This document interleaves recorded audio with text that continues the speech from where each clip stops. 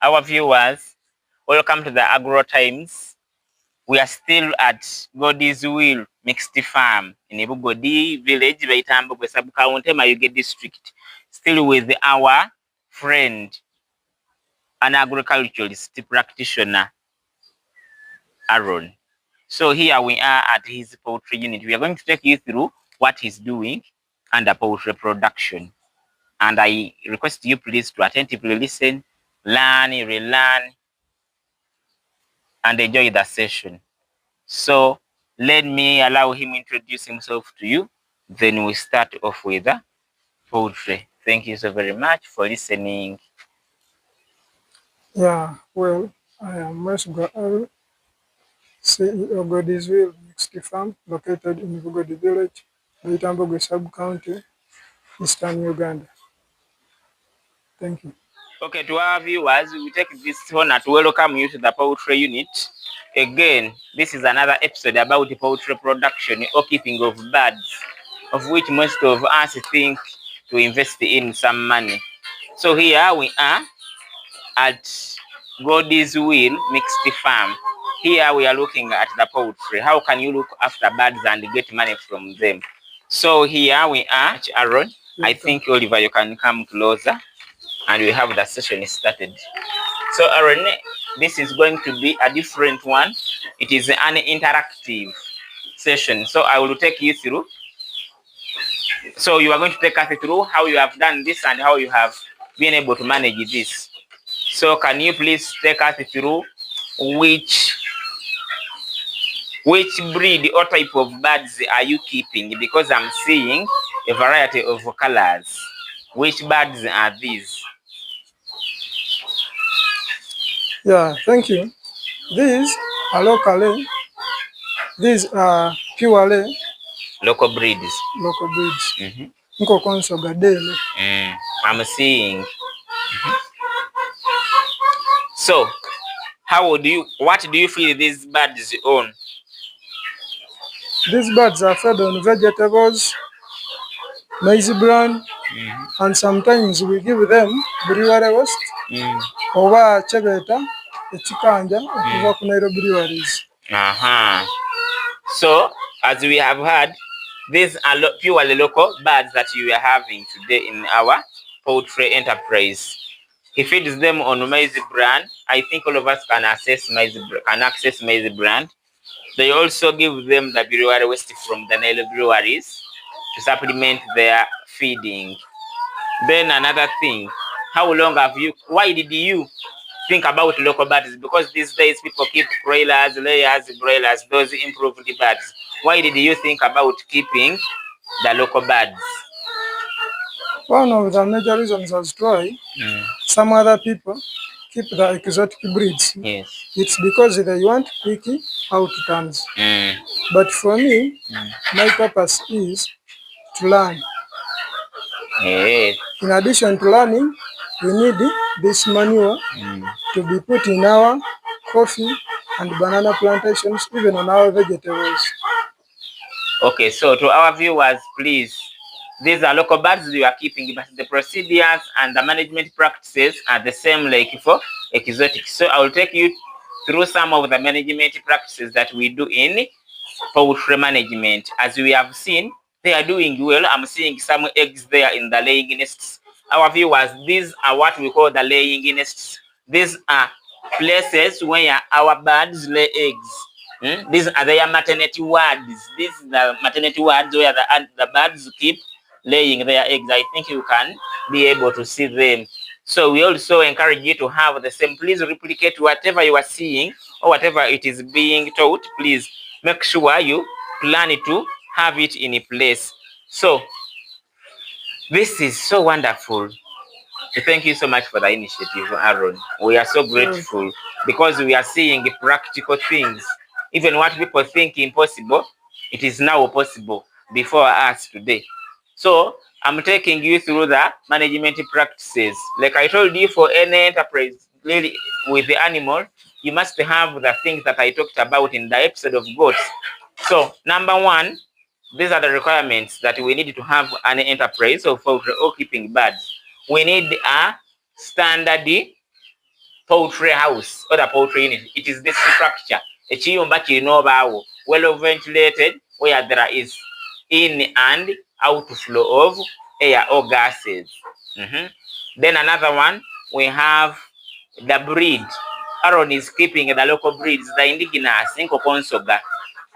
Another person may think of exotic, the broilers, the broilers, the sassos, and the layers. Another thing, labor. We have seen people helping him to take care of the birds.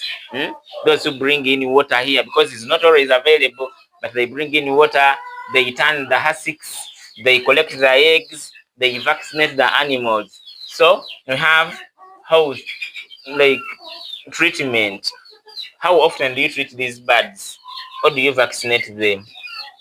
I always vaccinate them weekly, from day 1, second week, third week, even the fourth. Then during these other times, after the 4 times, we still give them local herbs, our local herbs, these ones like aloe vera, echikaka oba echigaji, kamulali, olubirizi, and the other tuyenga sometimes twatabulamu. So he's telling us how he manages the treatment. He vaccinates them for 4 consecutive weeks when they have just been brought, not so. Then from there, he gives them the local herbs, like the aloe vera. Which other do you say? Aloe vera, red pepper, then the ash what? Ash this is it? Ash this like you distill you sieve the ash and make that liquid, and also give them, we call it yorufu in our local language. Thank you so much. Then let me take you through the management practices. But before we go to the management practices, in addition to what you have told me about the management of the health, you should be able at least to vaccinate monthly. However much you are giving these local ones, at least make sure that you vaccinate them against the Newcastle and the bronchitis. You just go to the vet shop, you tell them to give you Newcastle. If not, you can buy a Kukusta. They serve the same purposes. You be putting on their eyes, you be dropping, only one drop per eye, and it is okay. Monthly, it will keep them so resistant. And you also continue with these local herbs that you are giving them. Okay, thank you so much. Let me take you through what we can do to manage these birds. Point 1, we have vaccination or treatment. You should ensure that you have let me call it immunization, that is in human. But for birds, we call it vaccination. You have what we call a routine vaccination. What I'm advising Aaron to do it monthly. Please, farmers out there, please make sure you do vaccination of your birds in order to keep them strong and resistant to the diseases. We have a proper feeding. You make sure that you give your birds feeds. These birds are not moving out. They are kept indoor. You make sure your feeders are always full with feeds so that these animals get enough feeds. I think we can have that. We are having this. But your maize brand is plain. There is no any additional feed that you put. There is no concentrate. I think you can see. But if you had the soybean, you could just go and grind the soybean. You add here. Even put there some salt. There is salt that they give you. There is even a proto-cure. But I think that one can work out for people who are handling the exotic ones. But this one is also good for you to go because these ones are local. So I've finished the feeding. We have water is also under feeding. Make sure there is water throughout so that they can access the water. Another one is the hygiene and the sanitation. You make sure the poultry unit is clean, and we are seeing it is clean. On that, some of you would say, hey, it is clean, but you are having research. These are residues from the grains that they are eating, and we are going to take them out. So you make sure that you observe high levels of hygiene and sanitation in your house of the birds. There is also what we call litter management. What do we mean by litter management? Proper litter management simply means keeping this clean and long lasting. This is what we call litter. It can be sawdust, it can be F6. So you make sure that it is managed properly. It is called litter management by maintaining dryness. You make sure that the water does not pour anyhow, because when it pours, it will decompose and it will make the place damp. And when it is damp, it will start smelling and the animal will not be comfortable. The birds will not feel comfortable, because even human beings, no one needs to be cold. Even babies, when they urinate, they will cry and the mothers will know that they need to be changed. So thank you so much, Aaron. This is a very good initiative. You raise a ground for the water drinkers to be on. So we are having litter management. Then you also have culling. Culling is the removal of disease. This is the isolation. In case this one of these birds is sick, you pick one that is infected, you keep it in a separate place or a separate room in order to avoid more infestation of the disease to others which have not been infected. Even it applies to those who are having physical disabilities. For example, if it is lame, you keep it aside, because these ones will bully it, will always disturb it. Then another thing is the regular egg collection. What do we mean by this?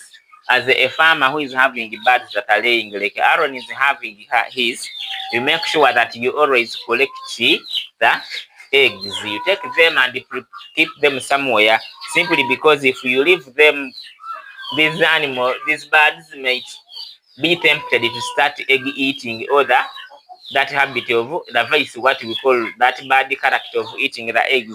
You will find they will come, for example, here at 6, they will come and start eating these eggs, which is a loss to us. So it is advisable you leave 2 to 1 for them to just see we have to go and lay here. Is it okay? And so you will be collecting those ones. Then another thing is about debeaking. Just in case these birds have a habit of egg eating, you can debeak. There is a way we can debeak. You can get fire and just put on the beaks to reduce their sizes. Then another thing is that was egg collection. Provision of enough laying nests. These are maternity ones for the birds. Make sure your birds are having enough laying nests. In case it needs to lay eggs, it will just come here. And it will lay eggs. Stop this habit of leaving birds to lay wherever they want. It's like in human beings, people have to go to the labor wards or the maternity wards to give birth. So these animals, these birds also need enough laying nests. Like you have provided these are enough for these birds. So please, viewers, always ensure that you replicate the same. Implement what you are learning from this farm or from Aaron. It will work at the same purpose for you, and you will enjoy the benefits after. I think there is turning of the litter. As you are seeing, it is not looking the way it looked the first day. If you see it has been used like 1.5 months or 2 months, please, depending on the litter, the water management, you take them out, you use them for manuring the garden, because he's having another enterprise there for crop that you will look at in another episode. So you collect and put it out. If not, you don't have. Some people buy these things to go and use them for manuring. They give you some money. I think that is what I can talk about. How do these birds reproduce? How do they lay eggs? We are seeing we have one cock inside. So make sure you have one cock inside, because these local birds are not going to lay eggs without the cock. So our eggs are fertilized. They can develop into chicks, not so. So you make sure you have a cock. You can even get a broiler if you want to improve. You get a broiler and put here. So that these local ones produce broilers. There is an improvement in the birds that will be produced from a broiler cock. I think this is what I can talk about in this. Then Aaron, what is your plan for the birds? Yeah, the short-term plan is to have eggs and even to sell some, such that I can raise money to pay my workers. But the long-term plan is still to have a breeding farm, such that I can be one of the leading producers of local chicken in our area. And with the time, I will be selling day-old chicks and a month-old chicks. That one I will not repeat. All of us have heard. Now a question is still, because we are now in the Christmas festive season, people are looking for birds. For example, how much can you sell this one? At the moment, yes. This one? The farm price, if someone will come like you have come, how much do you ask for the person to pay for this bird? Right now, this one I can release it at 40,000. Then for the cocks at 50 and 60. So you first have this, I get the cock. So viewers, I think you are seeing money. Farming is the best venture I can talk about. Are you seeing money? Is having effort there? Let me get for you a cock. So members, I was talking about, we are now at marketing. We are speculating the prices for these birds. You can start small and have the birds there. So this is a local cock. He said this one is 40. What about this one? Between 50 and 60. So this is between 50 and 60. Hope we have now seen how we are having money within a short period of time and using the local available materials. Hope we have seen this project. Everything done is just simple. Let me call it simple. Maize bran is accessible. The litter is accessible. Wood is locally available. He's producing vegetables where even these birds are enjoying. So we can simply make money from within ourselves using the local available materials. But all this depends on your mind. If you think you can do it, you do it. So we encourage you viewers, please take an initiative, start small, however small it is. It will make some sense in a fewer period of time. So Aaron, thank you so very much for the initiative. We are glad to have been hosted at this farm. This is God's Will Mixed Farm. I think you have now seen the poultry. This is a local. So from the local, he's getting experience. Can now even plan to have the improved, like the sassos, the crailers, the layers, and the broilers, just in case he prefers to do that. So thank you so very much. This is the end of our poultry episode. Do you have anything to say? In addition to that, yes, someone may be interested in setting up this, but there is something that they should put in mind before having this. They should make sure that the top of the nesting box is slanting. The reasons, or the major reason for making it slanting, it is to make sure that the birds do not stand here at night to darten the roof, yeah, the plywood. So when you look at this, you don't see anything like chicken droppings here. But if it's flat, the chickens, since want to sleep or to rest from raised platforms, they will darten this and they may cause even some diseases. I think for learning purposes, we have observed that. As I told you in the beginning, we learn, we relearn, and we learn from each other. So we have seen the advantage of having a slanting roof or a flat top of the laying nests to avoid the birds from standing on the top, dartening it. I think that is understandable to each of us. I think we can end there for today. Thank you so much for being good viewers, good learners, and the people who are interested in venturing in farming. We have a lot more for you. We are going to be sharing episodes on enterprises that we are having on the farm. Thank you so much. May God bless you and Merry Christmas.